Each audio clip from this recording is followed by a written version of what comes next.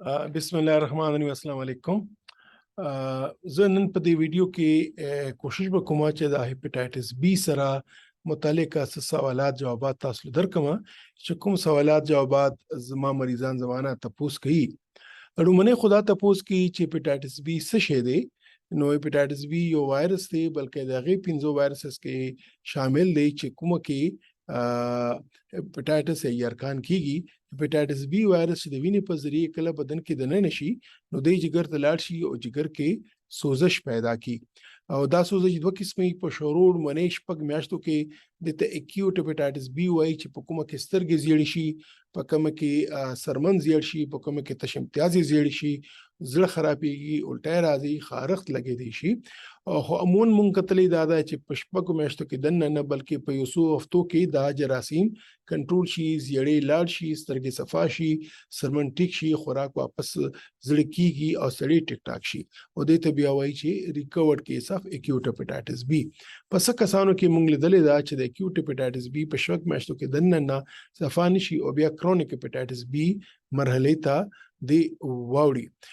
که هغه ماشومان چې د چا مایندو ته هیپاټایټس بی وایرس وي او د هغې هیپاټایټس بی د مور نه پیدایش په وخت باندې اخیستی وي، هغه 90 to 95% یعنی 90% کسانو ماشومانو کې هغه اکیوټ هیپاټایټس بی هغه کرونیک ته واوړي.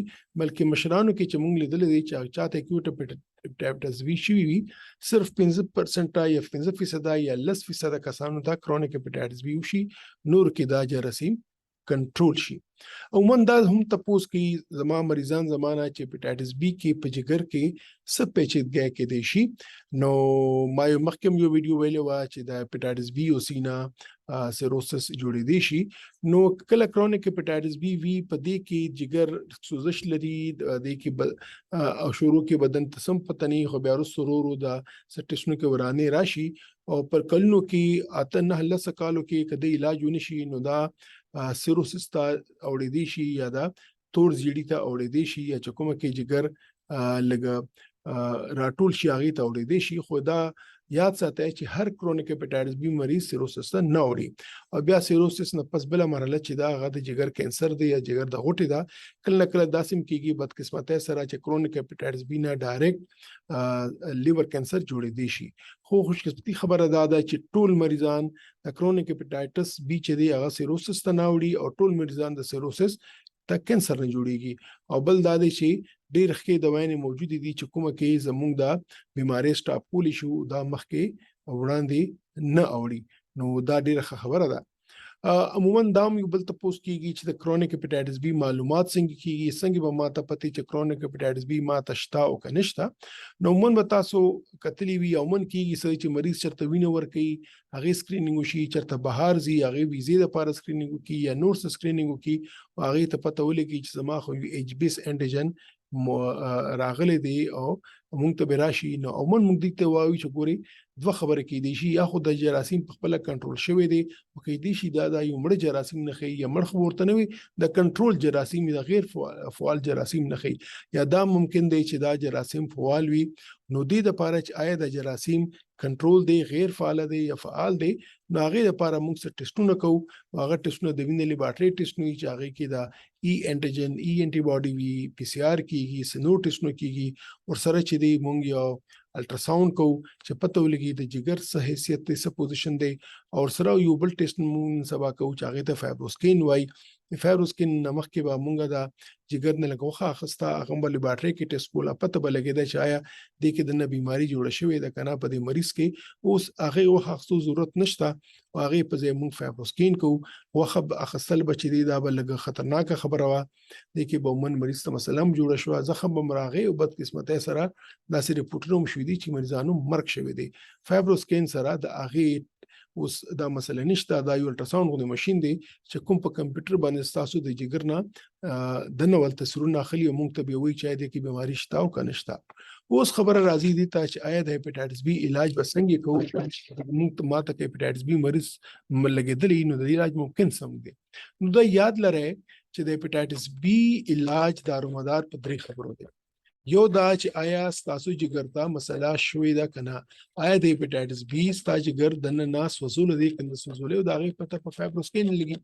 دویمه خبره، آیا که د هیپاټایټس بي وایرس موجود دی او که نه، او که موجود دی یا دی ډیټیکټډ دی نو د دې مقدار څومره دی. د دې خپل مقدار وي، که هغې نه خطرناک مقدار نه دی لیول سوی خو مونږ علاج کوو، که هغې نه سوا نه مونږ علاج نه کوو.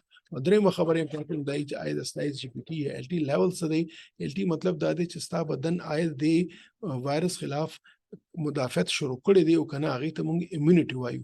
نو دغه درې څیزونو ته مینلی مونږ ګورو او بیا مونږ فیصله کوو چې آیا ستاسو ته د دوی ضرورت شته او که نه.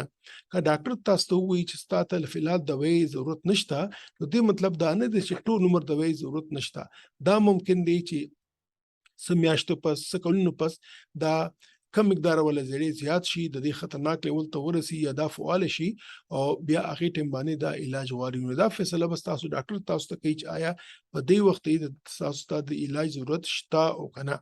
او که یو ځلې تاسو ته هغه علاج شروع شي، مثلا یا ستاسو جګر کې څه مسله وه یا ستاسو وایرس مقدار ډېر زیات و یا ایل ټي زیاته وه، نو یو ځلې چې تاسو ته ګولۍ علاج شروع شي نو یاد لرئ چې دا علاج تقریبا ټول عمر علاج دی.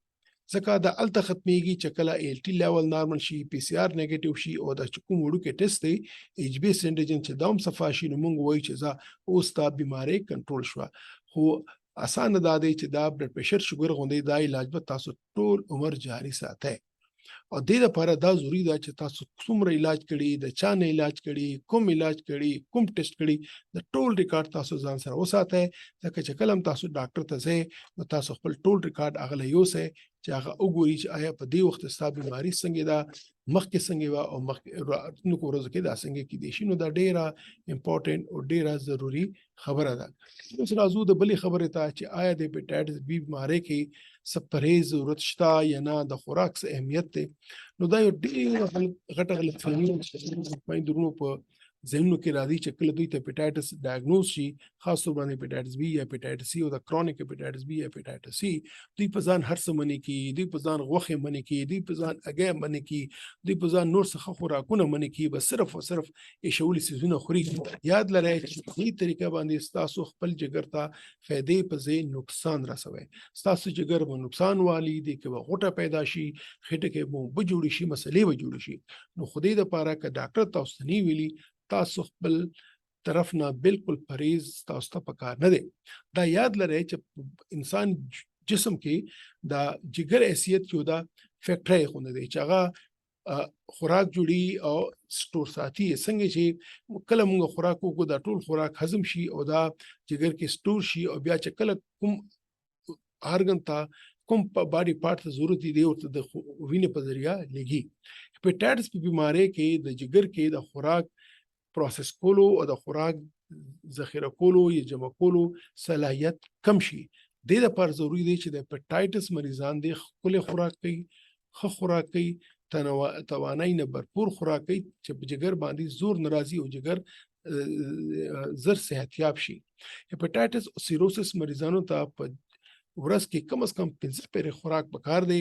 سهار یې ښکلې ناشته، غرمې خوراک، د ماښام ښکلې ډینر او د ناشتې او غرمې میز کې څه چای، څه خوراک او بیا د ماسپښین څه خوراک او بل دا دی چې کله وده کېږي هغه نه مخکې څه جوس وغیره دا ضروري پکار دی.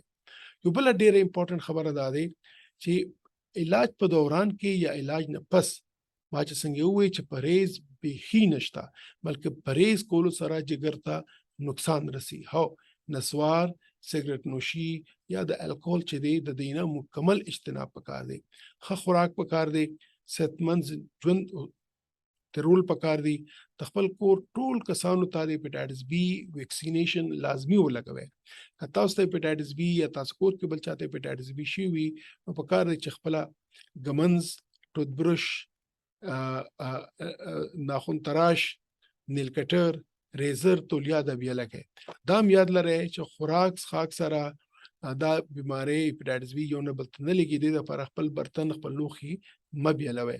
که یو ځای خوراک کوئ، یو ځای په یو ګلاس کې تاسو وڅښله، ماشومان ښکلول، ماشومان سره خوراک کول، په یو ځای خوراک کول، یو کور کې اوسېدل، په یو بستره باندې مریض سره څملاستل، د دې نه هیپاټایټس بي یو نه بل ته نه لګي. نو زه امید لرم چې ما په دې ویډیو کې ما کوشش وکړو چې د هپیټایټس بي متعلق چې کوم غلط فهمۍ دي زما د خویندو ورونو په ذهن کې یا د دې مریضان چې کله علاج شروع کی او کوم غلط فهمۍ کوي او کوم غلطۍ کوي هغه زه تاسو ته په ګوته کما او تاسو ته وایم چې هپیټایټس بي دومره خطرناک نه دی بشرطه کې چې په ټیم علاج شروع شي او علاج باقاعدګۍ سره تاسو استعمالوي او باقاعدګۍ سره تاسو خپل ډاکټر ته ځئ. ډېره مهرباني عالم آباد او خوشاله را الله تاسو له صحت او ژوند درکړي لري. خدا حافظ.